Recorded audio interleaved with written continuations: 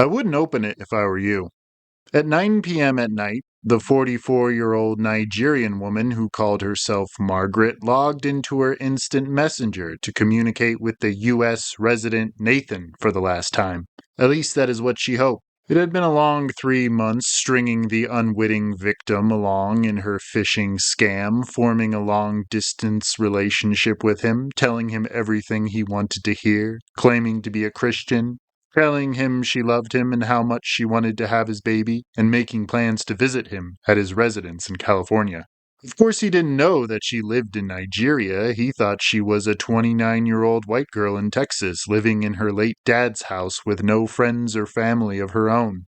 She had planted the seed early on in their relationship that she was planning to travel to Dubai soon to clear up all tax documents for his inheritance.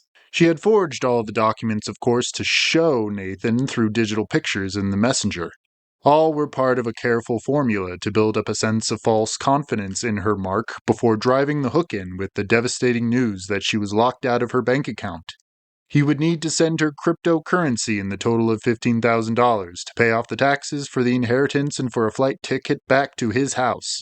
He fell for it all swimmingly, and when she flipped the script the second time, claiming that she would have to stay an extra week to fulfill a biometrics check, he became hesitant to send her any more money as she had already drained his savings.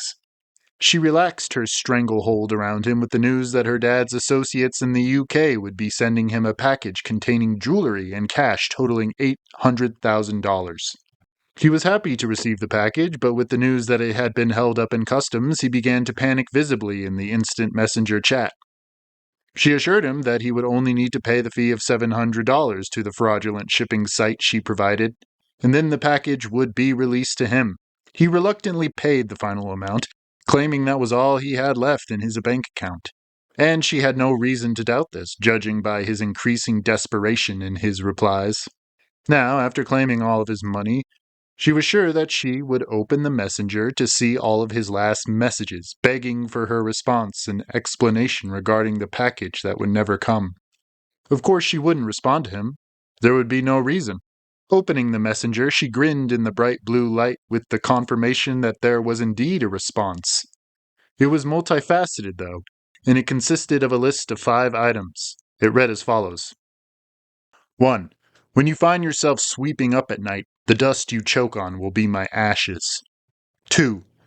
The next time you bump your left leg into something you can't see, that will be my impenetrable ghost. 3. The next time you find yourself whistling at night, the responding voice you hear will be my death rattle. 4. And that unknown caller calling your phone, don't answer it because that's me contacting you from hell. 5. And the package that never arrived, when it appears on your doorstep, I wouldn't open it if I were you. Alayé, darling. She turned off her computer instantly with a shiver running across her spine, surprised at how personal the message had struck her. As a southern Nigerian woman, an Igbo, she had been raised with all 4 of these superstitions drilled into her young, malleable mind. No Nigerian worth her salt would ever risk sweeping up or whistling at night. Bumping her left leg and answering a phone from an unknown caller were other well-known urban legends that her late father had always insisted to be a set of rules of the house that she should never do. What struck the hardest was the final sign-off, Alayé, darling, which any Nigerian scammer knew was the code word that could be used between 2 fake profiles on the internet to signify that they were both on the same side. It referred to a hooligan or street-smart individual among the Igbo people. How had he learned she was Nigerian, and specifically an Igbo? She knew from her father, long since passed, that betraying any of these superstitions would result in attracting a vengeful ghost to her doorstep. Was this his final suicide note to the woman who betrayed him? She tried her best to shake off the sudden pregnant silence that had infected her townhouse. Her pit bull whined from the corner, looking at her with a cocked head. He could tell that something was unsettling her, and she forced a smile, which was quickly met with an excited wag of his tail. She patted him on the head, but that did little to relax the tightly strained muscles in his back or in her own. A light flickered in the kitchen, and she and her dog glanced into the next room doubtfully.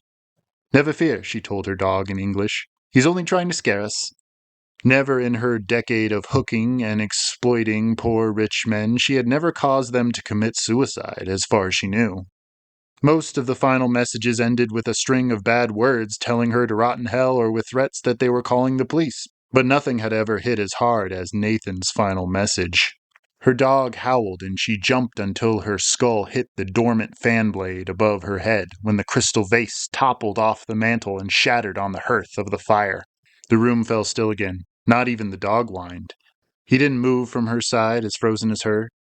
Still, she managed to laugh, and she instinctively reached for the broom in the closet. She caught herself, and she could see her father's pained expression in her mind's eye, warning her to hold off. She shook her head at the image, dismissing the silliness of it all.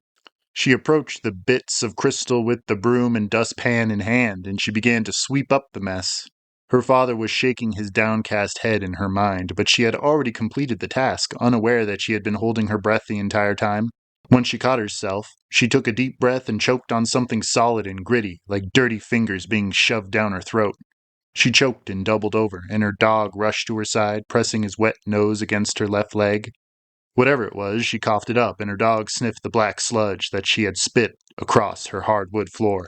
"The dust you choke on will be my ashes." She rushed to the door of her townhouse, hoping to poke her head outside to suck up as much fresh air as she could, her dog trailing behind her and barking, and she met an unstoppable force that knocked the already scarce wind out of her chest and swept her feet out from under her. Her dog continued to bark at the invisible wall that she had met with, and all she could do was curl into a ball on the floor and cradle the bruise on her left leg that smarted the most. Nothing moved in the house, but her pit bull still jumped back with such alarm that she had to stare into the empty space directly in front of them, guarding her most injured parts of herself in case the obstacle chose to rush toward them. Whatever was there, she could sense it, like that feeling of sitting in a classroom and squirming under that itching feeling of eyes on you. She watched the blue and black bruise forming on her upper thigh, the blood vessels bursting before her eyes. And whatever it was, her dog could see it, and it was howling now, bouncing up and down on his four paws and rushing from one end of the room to the other. "And the next time you bump your left leg into something you can't see, that'll be my impenetrable ghost." Still, she couldn't move. She thought she could hear something breathing in that empty spot, a ragged paper bag in the wind. And once her mind returned to the third number on the list, her front door banged open in the same wind that she had imagined blowing through her living room, and her dog was already bolting for the open night. This time she moved, reaching after him and barely grazing his tail as he disappeared through the void of a doorway. She whistled after him, knowing this was the only loud, pitched noise he would answer to. And she hacked out her lung again, realizing with mounting horror that she had just fulfilled the third curse. "The responding voice will be my death rattle." And the gasping, tearing, diseased moan that she heard rolling through the hills outside her house and penetrating through her banging door prickled the eardrums in her head to such a degree that she clapped her hands over both sides of her temple and crawled toward the wind tunnel to slam the door, forgetting her dog for the moment, just in time to hear the ring tone on her cell phone, an ominous, echoing ding of a bell that reminded her for the first time of something a church tower would clang out on the morning of a funeral.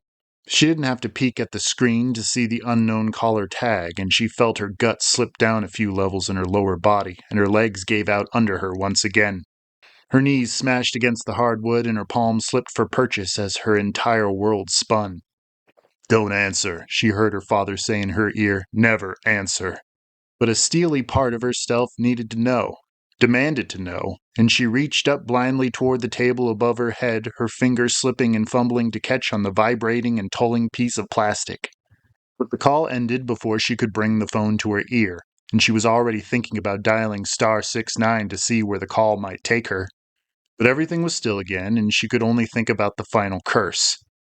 The package would arrive on her door, but she had already just had her door open. She had watched her dog breeze past the porch without jumping over any obstructions, and she certainly hadn't noticed anything by the door after just slamming it. But had she really looked that closely? Could she bring herself to ever leave her house again and risk hearing that howl, which seemed to have risen from the very earth, to worm itself into her ears like so many splinters in her mind? And why did the voice sound so familiar? Again, she saw her dead father frowning in her mind, and she knew that he wasn't happy to have been used as a tool in her illegal exploits. She never thought he would have approved, but it was his fault for leaving her when she was so young. He was the one who had to die in that car accident and leave her orphaned in a cold and unforgiving world. In the Child Protective Services of Nigeria, where older men had abused her. It was his fault. His! She screamed as she ripped open the door, challenging the specter to meet her, and she was not disappointed. There was the package that had never existed, that she had never sent to the pitiful Californian Christian man, who had only wanted to share his life and his savings with the right woman. There were no marks on the box at all, which was as big as a toaster, and there was no tape securing the flaps. Another wind came through, causing the cardboard lips to twitch ever so slightly, scowling and then smirking at her. "I wouldn't open it if I were you," she heard a male voice say inside her mind, and she dove into the box, ripping open the flaps and screaming until the surrounding hills had swallowed her voice and sucked it from her lungs, to bury her essence in the dirt with the rest of the ghosts of living beings she had corrupted, smashed, and scattered to the unholy wind. The echo of her stolen voice bounced back to her and said one word, "Daddy?" And her eyes crossed at the horrific clown grin beaming at her from the dead mouth inside the box, and she was falling again, toppling through space and into the open box, face to face, lip to lip with the graveyard mouth. And the dripping, brittle claws were grappling with her now, and they dragged what remained of her into the open hole in her porch, spinning and thrashing through open space and fire. The whole way down she heard her forever lover calling her name, punctuated with a breathy, "Allez, darling."